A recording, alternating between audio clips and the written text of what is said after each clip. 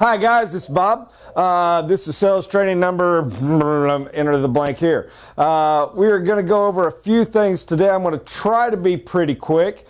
I was sitting at Wichita office talking with Don, and Richard Yeager and I, my friend, were going over some closing techniques.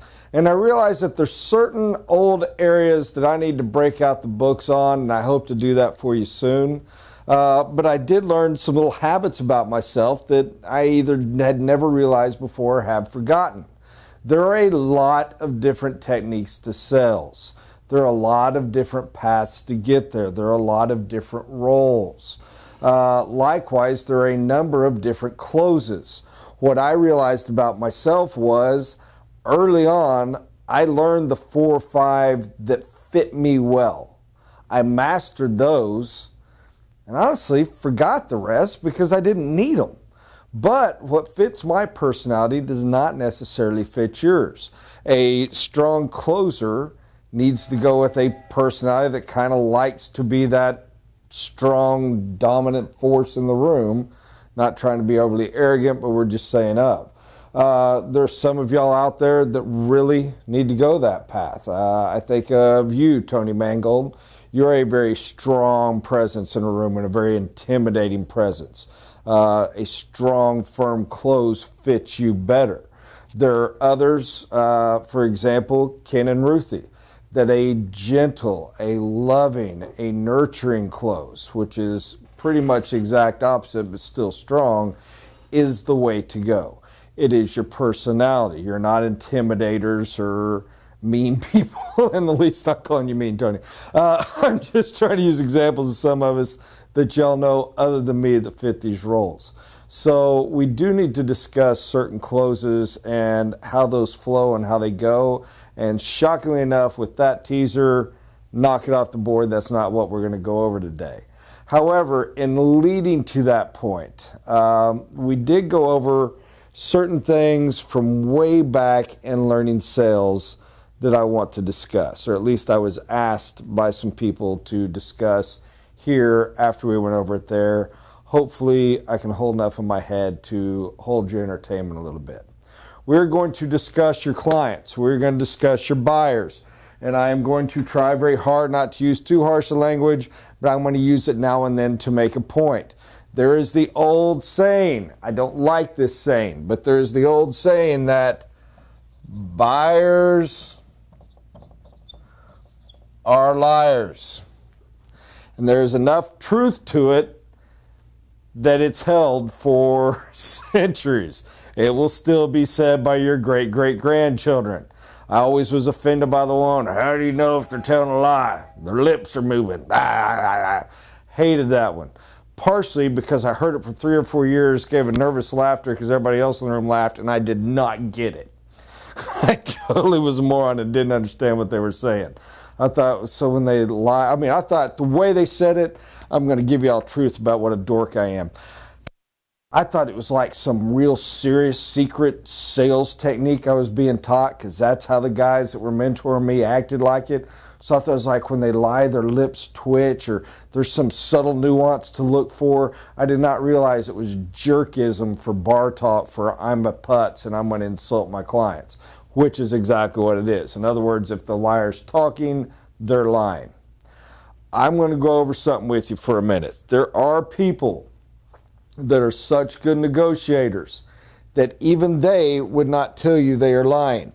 With very rare exception, they don't believe they're lying, but they kind of know they are. I have been known to fall in that bracket now and then myself. Those folks are clean. Those folks are easy. Those folks are just real good at the game and playing the game. All right? We're not even going to worry about that group. The vast majority of your clients at some level or another are going to lie to you. Here's the truth you have to learn. They don't mean to. There is a difference between a lie through change versus intentional.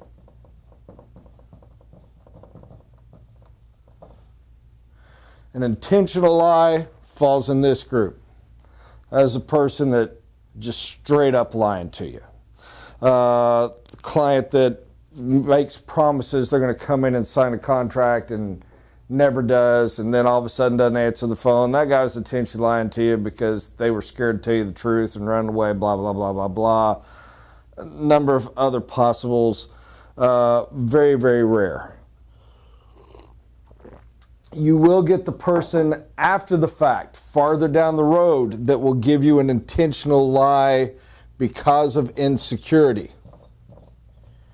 We've gone over this before, and to touch on it very, very briefly before I get to the one that matters, the client that went to his bank that keeps giving you excuses that don't make any sense, and you don't understand why he keeps putting it off. You know he's good to go. You know he wants to sign. He was committed, and everything keeps fluffing. This person went to the bank and found out they didn't qualify for the loan. They've got this bad credit thing that popped up. They have this extra debt they didn't know about. Their wife ran up the credit card. Their husband ran up the credit card. Whatever it is, they don't qualify, which to you is no big deal. To you, moron, why didn't you tell me that 3 weeks ago? Because now that I know that, I know how to help you. To them, insecure, embarrassment. Their family had to go hungry on Monday through Friday because Saturday their dad had to be able to throw out the money at the country club to keep up heirs. In their mind, appearing wealthy, not seeming weak, not seeming poor, not seeming like they can't get what they said they want is the greatest humiliation. So they lie to you intentionally to cover up their insecurity. Your job here on those, regardless of the reason, is to try to sort through. Don't get mad at them. Don't be, that guy's a liar. Why don't that son of a bitch sign? Step back and say, what is that guy's wound? What is his hurt? What is his fear? What is his insecurity? What is her fear? What is her insecurity? Start trying to read what they're saying. People will give you hints to this because deep down they want help with it. They will drop little implications. It will be sometimes by what they don't talk about. It will be sometimes by what they indirectly talk about. You're smart enough to listen to them and read it if you'll step back and judge it like a puzzle. Once you've done that, start hinting at, and don't be a moron. Don't confront an insecurity straight on. Give you an example. Mama bear, cubs. You get near the cubs, what does Mama bear do? This is a well-known thing. She will kill you. Why? She's insecure for her cubs. She's nervous about her cubs. She wants to protect them. You go straight, blatantly forward the insecurity, she's going to kill you. These people are mama bears and their insecurity is their cubs. You go straight for it, you have challenged, you have threatened. I mean the ultimate. This person is so nervous about this, they're lying to you about it. And believe it or not, people are naturally honest. A lot of you are like, no, they're not. And you've got a point as well, which we'll get into in a minute. But I tell you truly, they really, really are. People are naturally good. They're naturally honest. Remember, they were created in God's image. We fell from grace. We were not created out of grace. We were created in the image. We are naturally good. We are naturally honest. And it is our job to try to help people strengthen and support that. Now then, you got to go at the insecurity indirectly. You got to go at it as helpful. You got to go at it as, and the metaphor falls apart now, Mama Bear's cub is hurt and she needs help, and you're going to convince her that you're the helper before you go in. Okay? In this case, you start to see and read, hey, I think this guy's having a problem with the bank. And you don't go, you go indirectly direct. It's not, hey, Jim, you got a problem with your bank and you're not qualified. You know, is your business shriveled up? Are you a loser punk? You can't get a loan, take care of your family? No. You go to him and say, hey, Jim, I've got a new lender that's begging me to talk to some people. He's proven to be real creative at how to get DTR and other things going. I know you got your bank and want to go with him, but would you do me a favor? Would you mind please talking to him? Hey, Jim, is there anything I can do to help in some areas? I'm trying to figure out how finances fit in things and was wondering if you could help me learn a little bit. What can we go through? Go to the spouse. Hey, Susan, I've got some paperwork that I'd like to send over to lender, but I do want to make sure we're in line on everything. Is there any guidance? Or come back around. Come up with an idea in your own head. Here's a quick little secret. Most people are not creative. Most people are not good with numbers. Most people don't see the different ways to go. If you have seen it, if you're like, man, I get it. I know what's going on. The house didn't appraise for enough because appraisals are down. But he's not taking into account that he's got this rent house over here that's worth 80 grand. He only owes 20 on that we could leverage as the side equity to be able to get this loan. Then you come up with it directly. Hopefully not attack, but hey, Jim, by the way, just going over things. I had another client have one appraised out in your area, and because of the economic times that have been around and some of the down things, they're not up as much. If you do run into that, you might want to keep in mind that you remember you've got your rental house, and we could always attach that equity. We don't have to borrow against it. We don't have to steal from it. We don't have to use the money. It's just sitting there in security for the bank to get the loan. I want to make sure you remember that because most bankers are too stupid to think of it themselves and bring it up. See what I did there? I'm making, you don't have to use that word, but I would. You're making the banker the bad guy. You're making the banker stupid. Obviously you're not. You had the idea. Obviously he not. He's your friend. He's your client. He's on your side. It's that banker that's an idiot. We all hate that dang banker, don't we? Not to mention he's probably a little irritated because he's like, why didn't the banker think of that? He's probably a little insecure bringing it up to the banker because, well, the banker's smart. The banker's a genius. He's got his master's degree in finance. He knows how to do all this. Didn't occur to him, and he'll be nervous bringing it up. But if the banker's stupid, he can bring it up to him. Or maybe you can finally get the okay to talk to the banker and try to do it. Here's a fascinating thing. If you think your clients are not smart and creative with numbers, your banker's not. All right? Most lenders are stupid. It goes with the situation. Why are they really stupid? No, of course not. They actually do have master's degrees. They actually run companies. They're stupid in creativity. Why are they stupid in creativity? It's not how they were made. And it's not how they train themselves. You don't get a master's degree in boring finance, accounting, structure, complete perfect rigidity. You don't keep a job long in the banking world if you see numbers as malleable. You have to see them as rigid and exact. Your job is to see numbers as malleable and see creative ways to make them work. Take a banker, he will see it when you show it to him. He's trained to think creatively. He's trained to make sure the numbers are crisp and clean. In other words, he's trained to be stupid. I use that word intentionally. Does it shock and offend? Maybe. If your brother's a banker, don't call me. I still love you and think he's great. He's the smart one. But we do have to have that little bit of mentality because we have to know a way to go at things. If you hold somebody up as too great a hero, you're never going to get into it. So, figure out why they're lying to you. They're doing it for a reason. It's not because they're a jerk. It's not like in the movies. They're lying to you for some point of insecurity. Okay?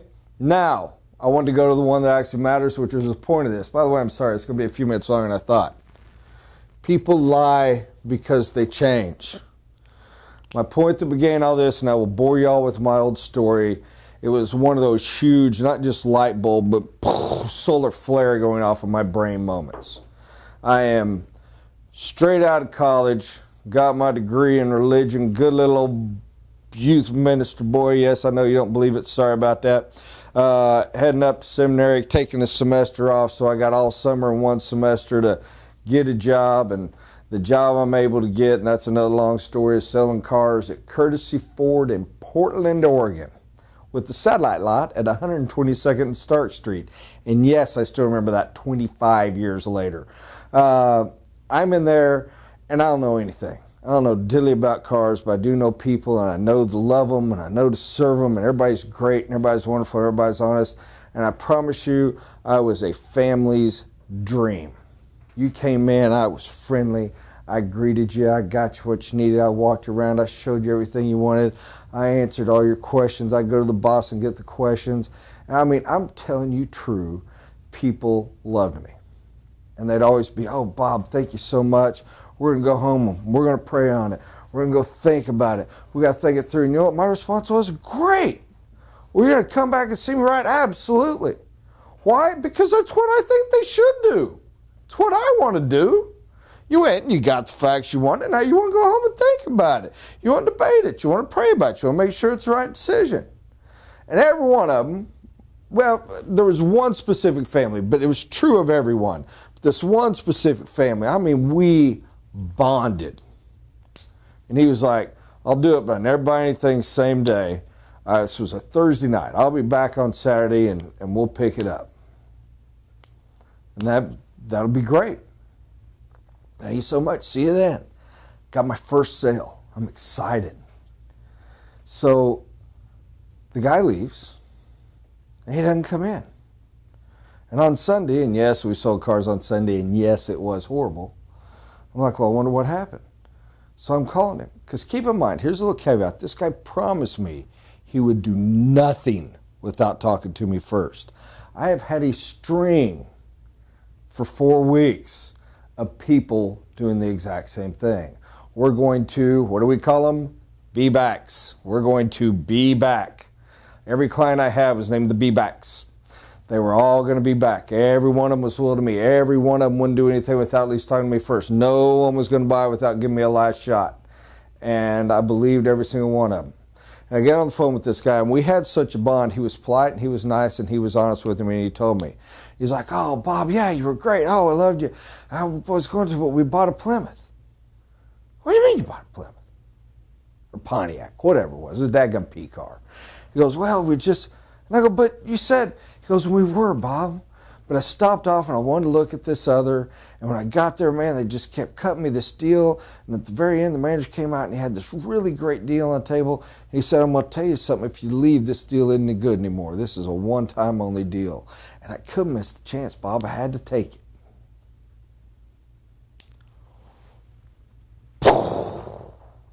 Light went off. Solar flare, multiple lights, rockets glaring. Yes, the little ones. Yes, the obvious ones. Pressure matters. Pressure works. Leverage matters. Leverage works. Yes, clients are stupid because who would believe that?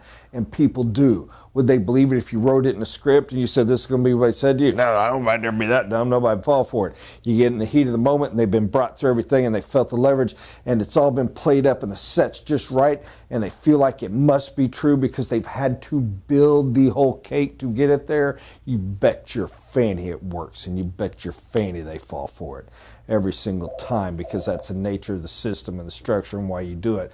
By the way, side note, we've gone over this before, that's why you follow every step. You have to create all the ingredients. You don't get to lump them together. They have to react upon one another. It has to all come through. You can't just throw marinade on your chicken and then throw it on the grill. You have to marinate overnight. It's got to soak in. The process has to happen. It has to work. All these little lights went off and clicked. The biggest one to me was this. He's a liar. He lied to me. You made a solemn promise to me. Y'all got to understand, we had a bond. He was coming back.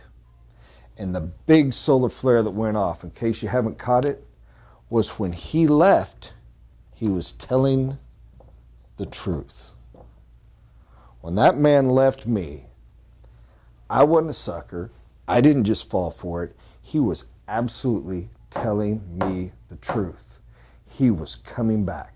He was not willing to buy a car without talking to me first. He was not going to go see anyone else before he came and saw me. There was no way. He was telling the truth. But he also lied. And if I misspelled lied, I apologize.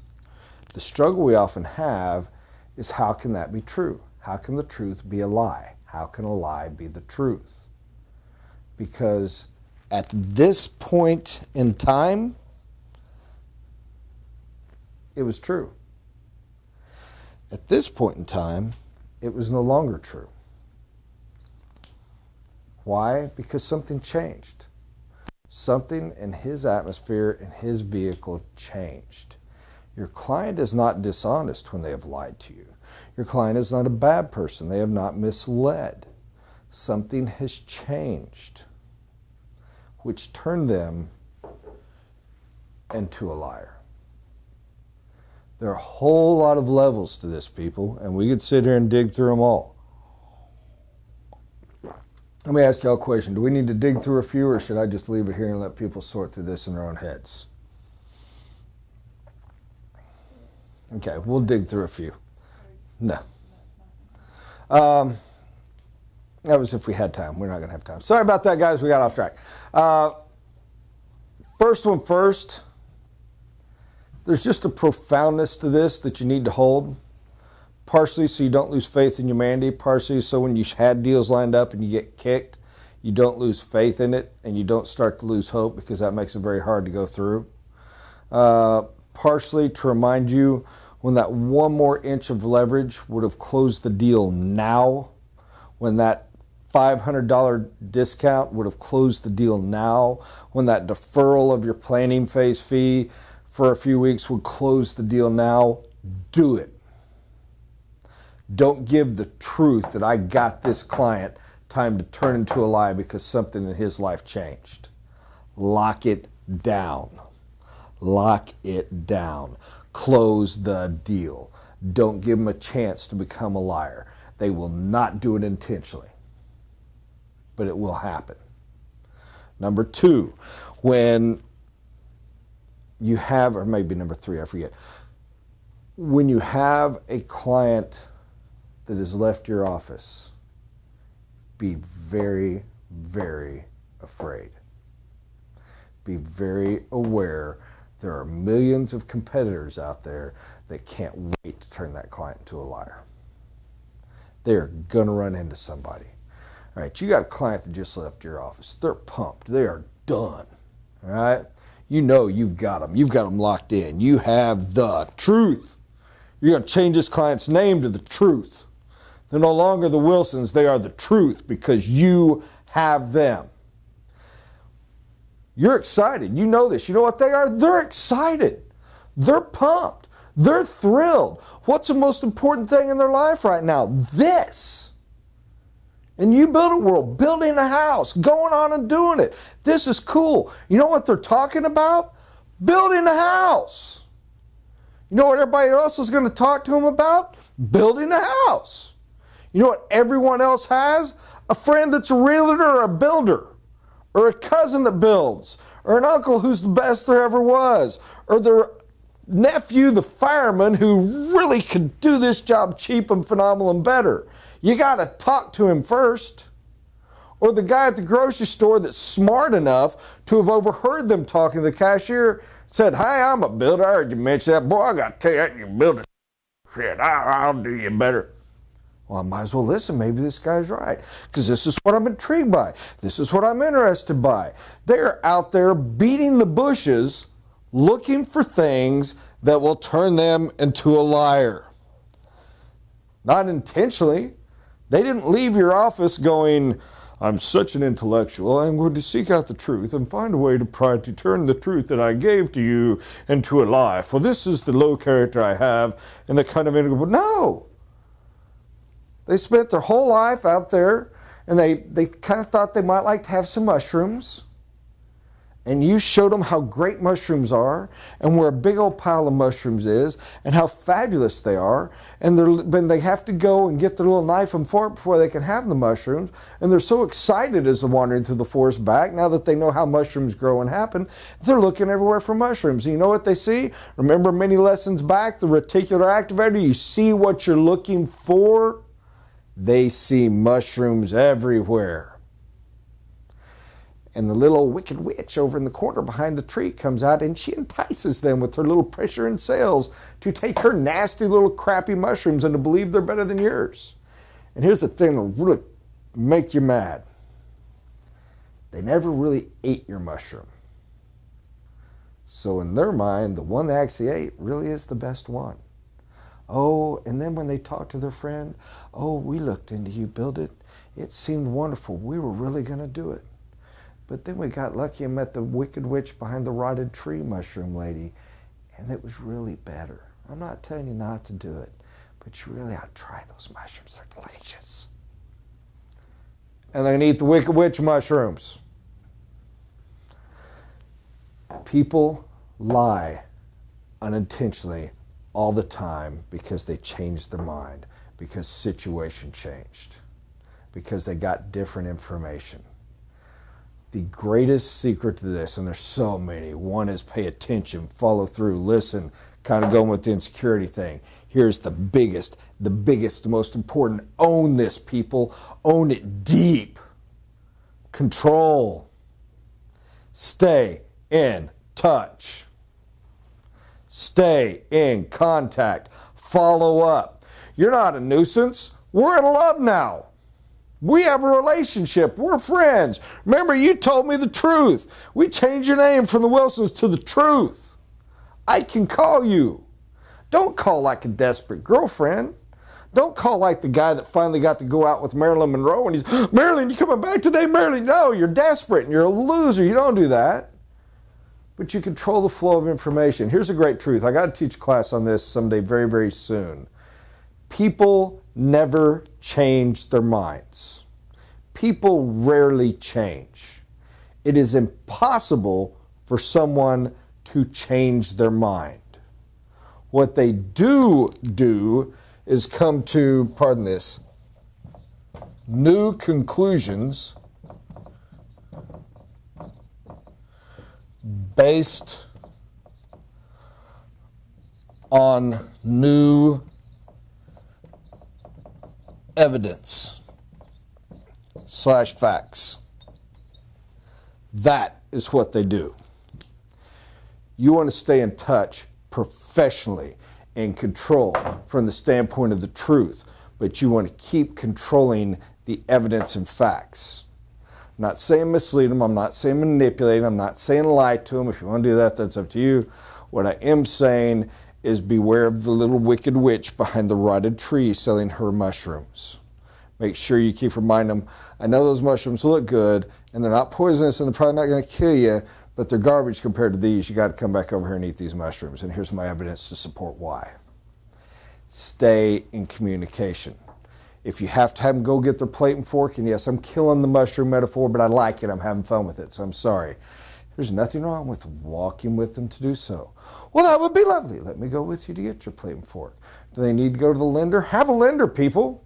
I'll have my lender give you a call. At least be in communication with them. Maybe he can be competitive and give you a better da-da-da-da-da. Control the flow of information. Because they go to their own bank. Their own bank's best buddy that takes them golfing every Thursday might be the local builder. But you got to, again, wicked witch, mushroom, rotted tree. Control the flow. Stay in touch. If you're not doing so, at least hope they have a cell phone so when they get back to the house, you can call and go, hey, how was the trip back? Just wanted to see if you had any follow-up questions. I know you had a lot of time to digest and lose some things, think up some new things, other questions. What can I do for you? That is controlling the communication. That is controlling the flow of information. That is taking the person that's going from being the truth to the liar and turning them back up. Why? Because you're giving them new facts to hold them up here. People also believe the latest thing they heard. What was the most recent thing you heard about somebody? That's probably how you view them. What was the most recent thing you saw? That girl in high school that was, ha! You went to the reunion and she was like, boom. Well, when you're thinking about her 2 days before the reunion, all you remember was she's, when you think about her 2 days later, you're like, man, Susie let herself go. Most recent thing seen, most recent thing learned, most recent thing known is a memory that is held to. People do not want to lie to you. They do not mean to lie to you. And here's a beauty, and this is one of the truths, people, that we struggle with because we feel guilty with helping people sell. Love them enough. Keep them in the truth. Keep them happy. Help them hold up their word. They're not going to realize it. They're going to know it.